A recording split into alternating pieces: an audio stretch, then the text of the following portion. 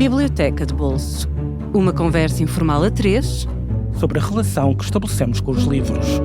Uma ideia original de Inês Bernardo e José Mário Silva.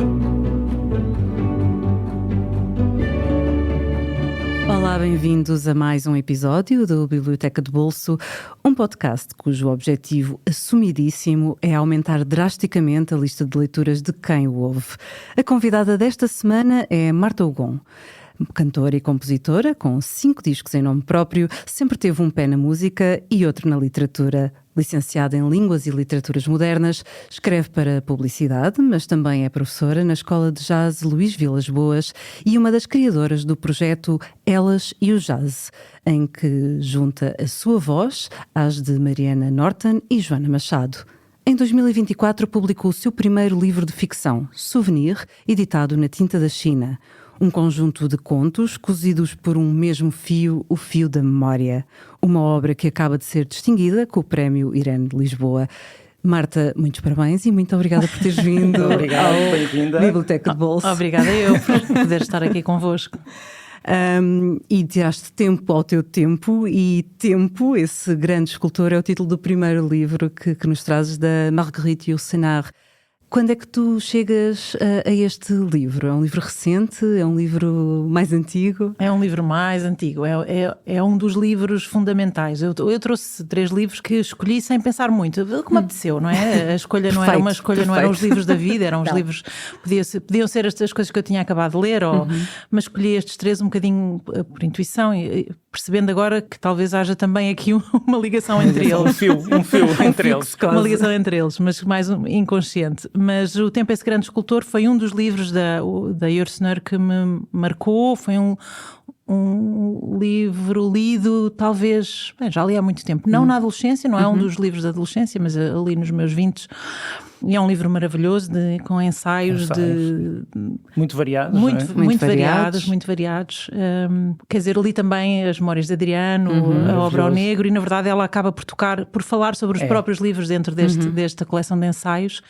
E ela era de uma erudição incrível, absoluta, e há uma riqueza nestes ensaios que me abriu depois portas para outros livros, outras histórias, outras culturas também, porque é uma mulher em que está sempre a cruzar informação, e a erudição tem essa grande vantagem de nos permitir estabelecer ligações entre as coisas.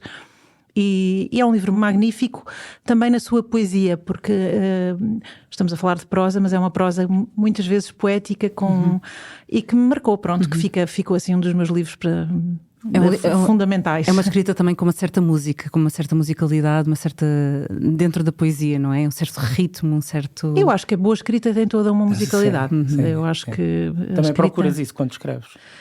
Eu acho que isso sai naturalmente. Acho que é uma coisa que acontece. Quer dizer, eu acho que existe, ou seja, que o ritmo... Mas tu cantas, o ritmo já está quase, é inerente à tua maneira de respirar, de criar. Sim, eu penso que, ou seja, a melodia e o ritmo de um texto estão sempre lá. É como se nós tivéssemos um ouvido especial para o texto, um ouvido interno, não é? Que nos guia na construção, e depois um ouvido que também nos guia na leitura. E não é uma coisa em que eu penso, mas obviamente que quando... Também te acontece às vezes estares a ler e pensares, isto aqui não tem música, este livro não tem música, já te aconteceu? Não nesses termos, mas sei que às vezes há qualquer coisa numa frase ou num parágrafo que não está bem porque a música não está certa. Não que eu pense nesses termos, mas agora que estamos a fazer uma meta-análise, eu penso nisso, não é? Que sim, que há uma há uma harmonia no conjunto do texto que tem que estar certa, e é preciso burilar muitas vezes o texto para conseguir esse equilíbrio. E portanto isso é transversal, penso eu, a todas as artes, e com as palavras, adquire uma linguagem. Mas o teu ouvido, porque é preciso também algum ouvido para escrever, não é? Como estavas a dizer, o teu ouvido para fazer a música e para escrever é um ouvido diferente? Sentes que é um ouvido uma predisposição diferente ou não há grande reflexão sobre o assunto e é mais instintivo do que isso? Eu acho que é um instinto construído pela prática, não é? Ou seja, acho que essa intuição, que a gente quiser usar estas palavras que são sempre coisas assim um bocadinho vagas, Sim. mas que têm a ver com a própria bagagem que nós temos enquanto leitores, que depois se traduz também naquilo que nós gostamos de ler e na forma como gostamos de nos pôr na escrita.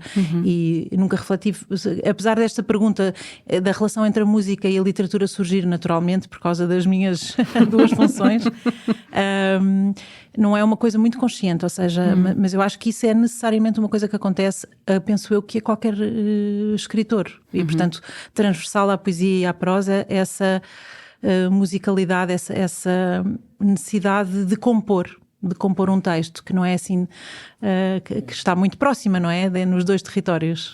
Já leste o livro da Yourcenar há muito tempo, disseste, mas recordas-te, ela aborda assuntos os mais diversos. Sim. Recordas quais foram os ensaios que te impressionaram mais ou que te ficaram na memória? Tenho uma imagem, ou seja, há sempre muitas coisas, e é um livro que eu posso reler, é daqueles livros que permite a releitura incansável.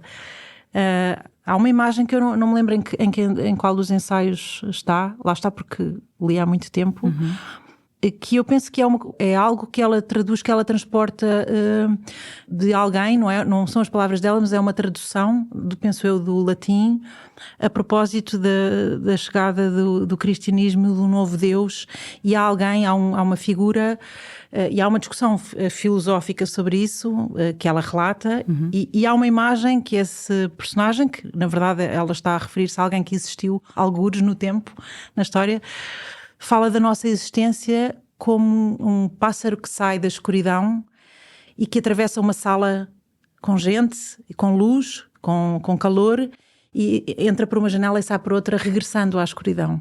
E isto como metáfora para a existência humana. E essa imagem ficou-me para sempre, porque há muitas leituras, e ela própria faz leituras maravilhosas sobre isso. Ela faz inclusive uma analogia com o próprio cérebro, como essa sala luminosa sendo o cérebro e a nossa capacidade de interpretar e de traduzir a realidade. Sim, sim. E ficou-me isso para sempre, sendo que há muitas outras coisas, muitos ensaios. Ela foi uma criança prodígio, quase. O pai ensinou-lhe latim aos 7 anos, portanto se calhar ela desde muito cedo que já era uma cabeça extraordinária e foi absorvendo, e o pai deu-lhe uma educação muito esmerada. E pronto, e em tudo o que ela fazia havia ao mesmo tempo uma leveza e o peso da sabedoria, não é?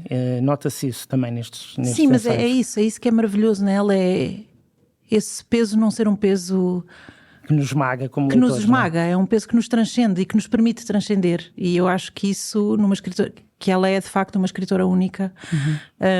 E não te acontece aquilo de pensar perante uma escritora tão escritora com E maiúscula, do tipo, e agora, o que é que eu faço? Porque às vezes os escritores ficam maiores, quase que nos intimidam. Sim. Não sentiste isso em relação a ela? Senti sempre isso em relação a todos os escritores que admiro desde pequena. Desde pequena. E foi isso que me fez adiar sucessivamente, adiar. Aliás, não adiar sucessivamente, porque durante muitos anos nem me passou pela cabeça que o pudesse fazer. Fui escrevendo interiormente, mas lembro-me, tendo eu lido furiosamente ali até aos meus 15 anos, dos 9 aos 15, sem conta, sem limite e sem critério. É mentira, porque tinha a sorte de ter uma boa biblioteca em casa, com acesso indiscriminado a todos os livros. Sem filtro. E com aquele tempo infinito da infância, e com o tempo infinito da infância, ler à vontade, ler muitos livros por dia, não é? E depois há ali uma janela de oportunidade que depois se vai fechando com as solicitações sociais, Depois já não se volta a ter esse tempo. Mas depois tem que se encontrar esse tempo, não é? Tem que se inventar esse tempo. Esse é o tempo da paixão pela leitura, é o tempo da criação de novos mundos, não é? É a primeira janela para a liberdade, é a primeira janela para o mundo infinito de possibilidades. E é uma janela de esperança, de curiosidade. E nessa altura sentiste... E lembro-me de tudo o que lia nessa altura e de pensar, de querer imenso escrever e de pensar, nunca vou ser capaz. Sendo eu uma otimista por natureza desde sempre, mas pensar, não vale a pena. Nunca vou conseguir, está fora do meu alcance. E então foi uma espécie de coisa que eu guardei inconscientemente e encontrei na música passando depois ali pela pintura, ou seja, eu acabo por ter tido uma educação muito virada para as artes e nessa altura achava que ia pintar. E depois a vida trocou umas voltas e começaste a cantar. E encontrei na música uma possibilidade de partilha com os outros, com a partilha do momento da criação com os outros, nomeadamente no jazz, que permite a improvisação, que é uma música muito, muito livre, muito rica e que tem esse lado. Mas, ou seja, eu acho que de alguma forma é quase como se eu tivesse andado a fugir a isto a vida toda. A vida toda a fugir desse confronto que a escrita obriga connosco próprios. Mas a quereres esse confronto, porque quando vais para línguas é também... Vou pelo prazer. Vais pelo prazer prazer da leitura. Okay. Vou como a típica procrastinadora. Identifico-me. Percebo. Não, se eu vou passar 4 anos a estudar, é bom que seja uma coisa que eu goste. Eu não fazia ideia do que é que queria fazer profissionalmente, mas sabia que gostava muito de ler e que mal não me faria de certeza e que então ganhava ali... E não fez. E que ganhava ali um tempo também de reflexão e de procura para tentar perceber o que é que queria fazer. E não se resolveu com o curso, não é? Mas a Urcenar, não tendo sido uma leitura da adolescência, como acabaste de dizer, foi nos 20, é também uma altura de formação pessoal e de procura, e acabaste de tocar nesse assunto, não é? É uma altura em que estás também à procura de saber o que é que queres fazer. Ela abriu-te essas portas de possibilidades de que se calhar um dia alimentares o sonho de um dia poderes concretizar. Nada. A escrita nasce de uma enorme ansiedade, de uma espécie de comporta de eu andar a acumular histórias que queria contar. E de repente um dia decidir, de facto, eu tenho que fazer isto. Publicaste um conto na Granta, não é? Sim. Que correu bem. E pensaste, se calhar vale a pena fazer um livro. Quando eu publico o conto na Granta, eu já tinha um conjunto de contos. Não tinha o livro terminado, mas já sabia para onde é que ia. O da Granta, na verdade, é ele que abre o livro. Não foi o primeiro conto que eu escrevi deste livro, do Souvenir. O primeiro foi o último, que fecha o livro, mas o que abre, o Conceição, que saiu na Granta, foi assim o primeiro em que eu senti... Sentiste escritora? Eu posso continuar a fazer isto e isto dá-me segurança para continuar, e depois fui escrevendo e depois quando tinha um conjunto de contos que considerei razoáveis e que já tinham uma voz, mandei à editora que mostrou interesse a partir do conto da Granta e depois acabei, mas o processo já estava muito adiantado quando o conto saiu, até porque ele esteve guardado na gaveta há algum tempo, porque ele, quando chegou ao Pedro Mexia, não cabia no tema da Granta, dessa edição da Granta, que eu já não me lembro qual era o tema. Mas... Sim. E por falar na Tinta da China, a tua segunda escolha é também um livro do catálogo da Tinta da China, o Passos Perdidos, do Paulo Varela Gomes, que foi o último livro que ele publicou em vida. Infelizmente morreu muito cedo, morreu de cancro. Ele próprio assumiu isso na própria escrita e nas notas biográficas e tal, no prefácio, e com grandes assombros. E há um texto também na Granta lindíssimo, terrível sobre a experiência de ser diagnosticado com cancro. O que é que te atraiu na escrita dele?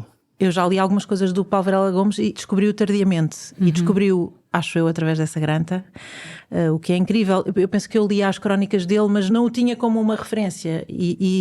Crónicas aqui no Público? Exatamente. E depois li o outro romance dele que saiu na Tinta da China. O Hotel? Que gostei imenso e que não tem nada a ver com este livro. É muito diferente. Mas de repente, o Passos Perdidos, eu li-o em agosto e fui passar umas férias a uma ilha e... Como a Ana W, não é?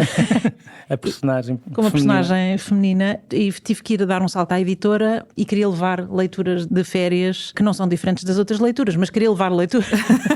Temos só um bocadinho mais de tempo, o tal tempo que é preciso encontrar, não é? E olhei para o livro e pensei, vou levar. Tem uma ilha na capa. Exato. Começa logo com a chegada a uma ilha também. Começa com a chegada a uma ilha e eu, como gostei de tudo o que li dele até agora, e acho que é um escritor muito especial e, na verdade, bastante desconhecido fora de um determinado... Acho que é um escritor que merecia chegar a mais gente. Acho que é um escritor muito especial, muito invulgar, com uma voz muito invulgar e que eu gosto muito, e este livro, para mim, é um livro que também, nas minhas leituras recentes, marcou imenso. Ou seja, como é que é possível que ele escreva a tão pouco tempo da morte um livro que é simultaneamente... E que eu acho que, de repente, pensando nisto e pensando no livro da Urcenar, eu encontro aqui coisas em comum que têm a ver de facto com a nossa efêmera passagem por aqui e com aquilo que nós tentamos fazer com a escrita sobre isso, sobre as interrogações que nos assolam e sobre o absurdo da existência e ao mesmo tempo o maravilhamento com ela. E eu acho que isso está neste Passos Perdidos.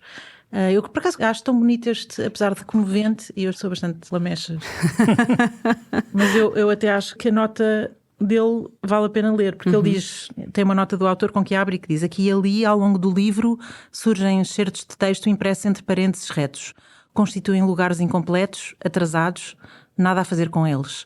A certa altura, o autor ficou doente demais e os passos perdidos detiveram-se enfim. Eu acho que alguém, eu não sei se ele terá escrito esta nota, provavelmente no final do texto, imagino. Sim. Mas portanto, o texto também está marcado com a própria fragilidade dele já, do autor. Ele assume isso, não é? Mas eu acho que há um mistério neste livro. Há um mistério que é o nosso mistério, ou que é o mistério que todos tentamos de alguma forma deslindar ao longo da vida, e os escritores fazem-no através da própria escrita. E eu acho que é um livro que não é para ser explicado. Acho que é um livro para atravessar, como se atravessa a vida, e acho que é um livro maravilhoso que eu gostava que chegasse a mais gente, apesar de ter este lugar da ilha, que é uma coisa que me fascina. Aliás, eu tenho ilhas neste souvenir. E a primeira ilha a que ela chega é remota, é a ilha onde morreu o Napoleão, não é? Santa Helena, que fica no meio do Atlântico, longe de tudo, é uma das ilhas mais distantes. Mas ele ele é bastante obsessivo com as ilhas, e na verdade eu também sou, e encontrei esse espelho aqui, porque eu acho que há um mistério nas ilhas. Ele diz uma coisa muito bonita no livro, que também me ficou, que é, não estou a citar, estou a reproduzir de cor, que é o facto da ilha ser um lugar onde nós mergulhamos para dentro.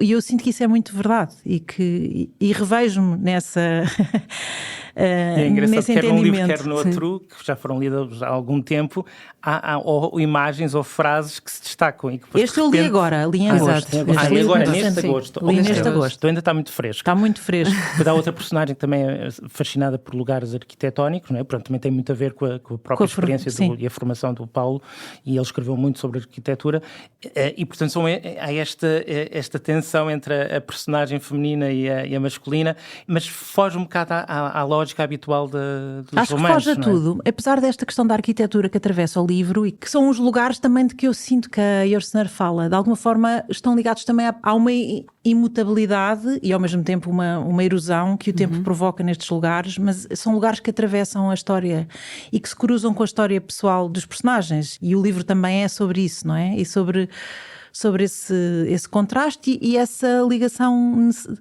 que lá está, não é? Que é incontornável entre os lugares e a memória que temos deles. E estava a pensar noutro dos ensaios, no Tempo Esse Grande Escultor, da Marguerite, em que ela fala, que é lindíssimo, que é sobre a escultura e sobre o efeito que o tempo tem sobre as esculturas e sobre a forma como as esculturas se deterioram ou sofrem intervenção humana, transformando-se em coisas novas e belas de uma forma nova e belas de uma forma imprevisível. Belas mesmo quando não têm um braço, como as unhas de Milão. Sim. E de como não podemos vê-las como elas foram na sua origem, pintadas de cores garridas, de como elas foram idealizadas e depois como se descompõem, e digo descompõem no sentido de se desmontam ou se recriam. Mas tem outra beleza, não é? Uma beleza outra beleza. Sim. E é lindíssimo esse ensaio, é muito bonito. É um ensaio muito curtinho, mas é muito bonito. São quase 2 mergulhos, não é? A ilha, o mergulho para dentro, a escultura e os edifícios e a arquitetura, o mergulho para fora, não é? Sim, talvez são até 2 como movimentos. Sim, quase como escalas diferentes. Como se fossem escalas diferentes. Sim. Bom, e de escala em escala chegamos ao último livro, A Civilização do Espetáculo, de Mário Vargas Llosa, que trazes para nos falar. Tu que és uma mulher das artes e também do espetáculo. Sim, é verdade. Bom, este livro é um livro, é uma provocação também. É um livro bastante pessimista em relação à realidade contemporânea, não é? É um dos meus romancistas preferidos, o Mário Vargas Llosa. Acho que é um homem também extraordinário, um escritor extraordinário. Um homem imperfeito como todos nós, mas um homem de uma grande cultura e de uma grande erudição também, e que tem aqui um conjunto de ensaios sobre aquilo que ele chama a civilização do espetáculo, que são os nossos tempos. E como se estivéssemos de facto a inaugurar uma nova civilização da qual ele não gosta e que ele acha que é um caminho, vou dizer, um certo caminho de perdição. Mas ele, para além de ser inteligentíssimo e de escrever muito bem, ele lança aqui coisas muito clarividentes em alguns... O livro é de 2012, não é? Exato, Eu diria que desde então as coisas só pioraram. Só confirmaram. Ou confirmaram e agravaram em relação ao que ele diz só aí, confirmaram os seus vaticínios. Há aqui um certo pessimismo que eu gostaria de pensar que tem a ver com ele ter escrito isto já numa fase tardia da vida em que já ele é um homem conservador. E é um homem muito conservador, não é? E há aqui coisas que... Ou seja, eu gostaria imenso de ter uma espécie de contraponto para aquilo, apesar de eu concordar com ele em muitas coisas, em muitas coisas, mas há coisas com as quais eu não concordo, que são fruto da sua formação mais conservadora, mas são sempre defendidas com muita clarividência e com racionalidade, ou seja, quase que eu gostaria que houvesse uma espécie de opositor aqui ao Mário Vargas Llosa para discutir, que debatesse ao mesmo nível, porque eu não tenho capacidade para tal, acabou-se para tal, com ele as suas ideias e aquilo que ele pensa, mas eu concordo. Ou seja, aqui, como ponto de partida, no fundo, ele define as coisas, assim, vou resumir, como se até agora, e este agora entenda-se no sentido mais lato, os escritores e os artistas criassem com o objetivo de se transcenderem, de transcender a morte, de criassem... Na linha da Yourcenar. Sim. E agora, portanto, isto em relação a uma definição de cultura, no fundo o que ele diz é que a cultura está a mudar, ou que a cultura está a acabar, de certa forma, certo. ou a cultura como a conhecemos está a acabar. E que aquilo que era valorizado neste momento, que era valorizado antes e que implicava de facto o transcender do presente, o viver para sempre nos livros, na obra, não é? Na obra artística, e de ser esse o grande objetivo, não um objetivo de fazer...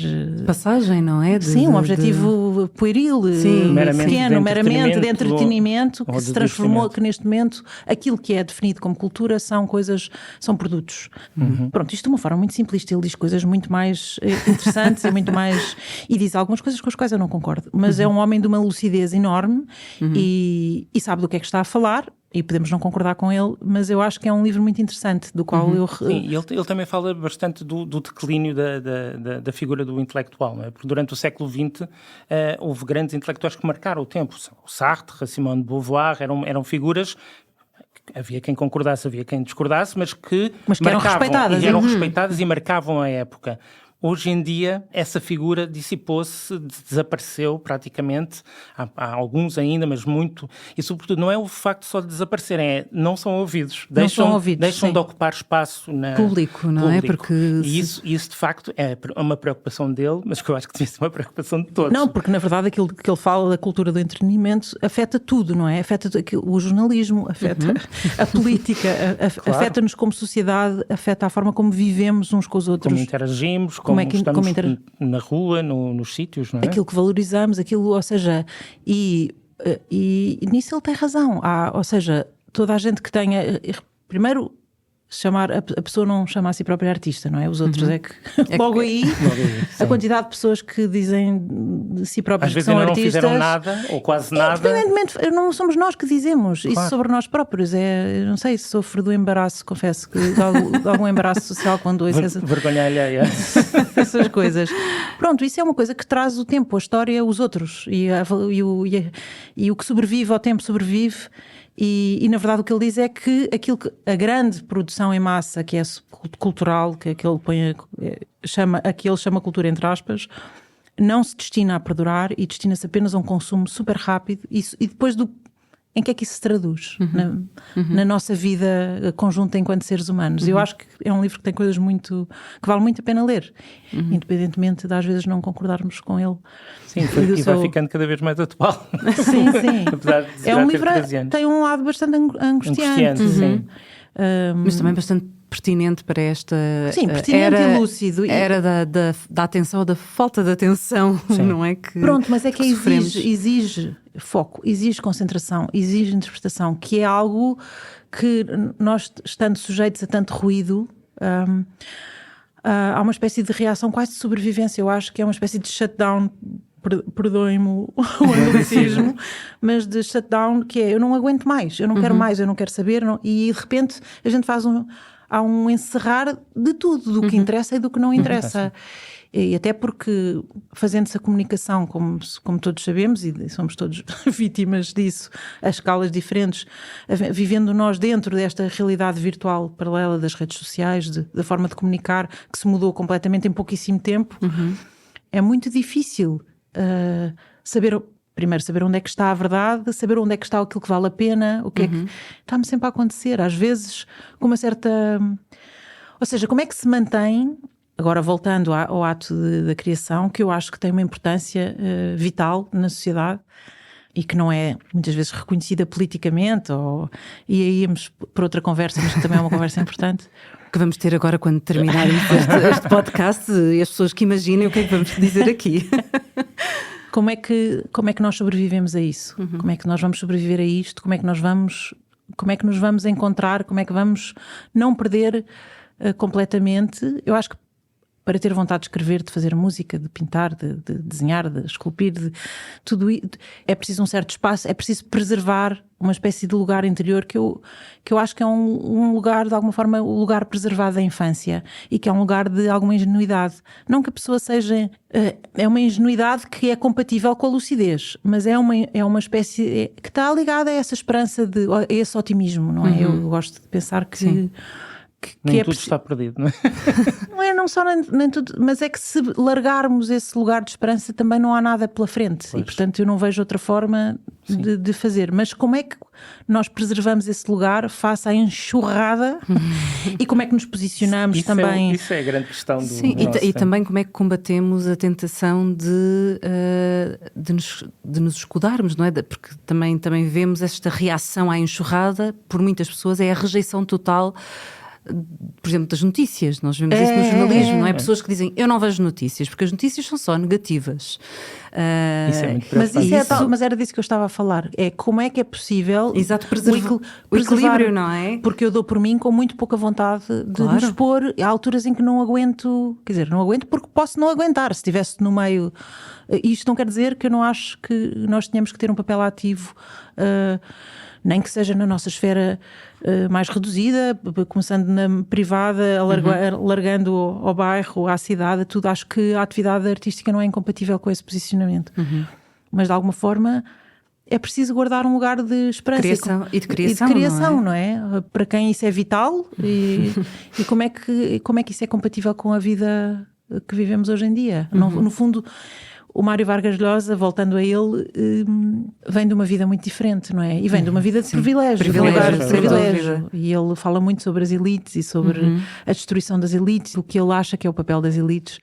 Mas ele vem desse lugar e, portanto, ele teve esse espaço para criar. E nós sabemos que não partimos todos do mesmo lugar e que isto era bom que fosse, mas não é uma meritocracia. E que é bom que nos lembremos disso e que há muita gente que fica de fora por razões que não têm nada a ver com o seu talento e com a sua capacidade de entrega, de trabalho, de criação. E, portanto, acho que o grande desafio é encontrar esse equilíbrio, é como é que nós podemos contribuir com a arte para que a vida seja um pouco melhor, sendo que o objetivo da arte é valer-se a si própria. É um objetivo que não é bem esse, não é? Ou seja, que isso deve, mas não é bem esse. Não... Mas contribui. Eu acho que tem que contribuir e contribui. E que tem Resumindo, temos ainda muito trabalho pela frente. Não é? Acho que sim. Sem dúvida alguma, eu acho que vamos acabar este episódio todos à procura do nosso espaço criativo e chegamos mesmo ao fim. Já passou meia hora? Já passou meia hora. É incrível. Mas acabámos mesmo na meia hora? Acabamos o relógio interno. 31 minutos, faz favor. Vamos só recordar, a edição deste episódio foi da Inês Rocha, a música do nosso genérico é da responsabilidade do Daniel Leitão, com base na música dos Broke for Free. A coordenação dos podcasts do público é do Amilcar Correia. Não se esqueçam de nos seguir nas nossas redes sociais, no Facebook, no Instagram. Marta, muito obrigada por teres vindo. Obrigada eu por me convidarem. Acho que temos aqui um cesto de cerejas para continuarmos a comer e a conversar. E a todos os nossos ouvintes, até para a semana. Zé Mário, até para a semana. Até para a semana. Obrigada. Obrigado. Para não perder os novos episódios, subscreva este podcast do Público na sua aplicação preferida.